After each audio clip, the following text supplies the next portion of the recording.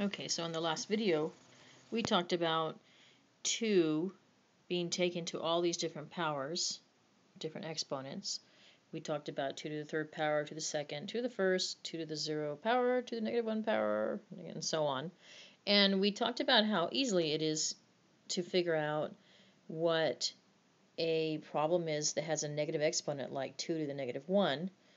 All we have to do is think about, well, what is 2 to the 1?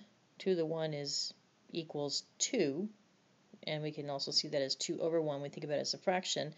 And if we bring it down here, we can see that 2 to the negative 1 is the reciprocal of 2 to the 1, which will then get you 1/2.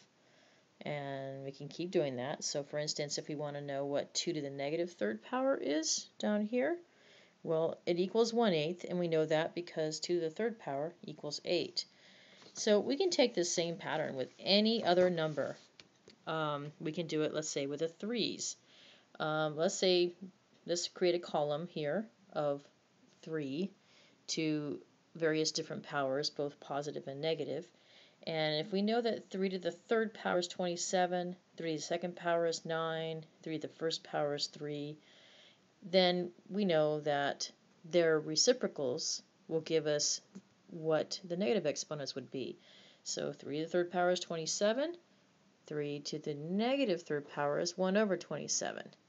We know that 3 to the negative second power is 1/9 because 3 to the second power was 9. And 3 to the first power is 3.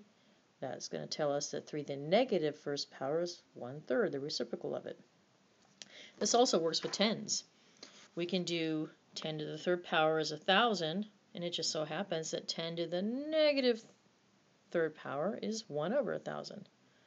And it works with all of the exponents. We can do this with exponents as large as we like or as small as we like. Just the thing we have to always remember is 10 to the 0 power is 1, just as any number to the 0 power is always going to be 1. Doesn't matter how crazy of a number you come up with, if it's taken to the 0 power, it will always equal 1.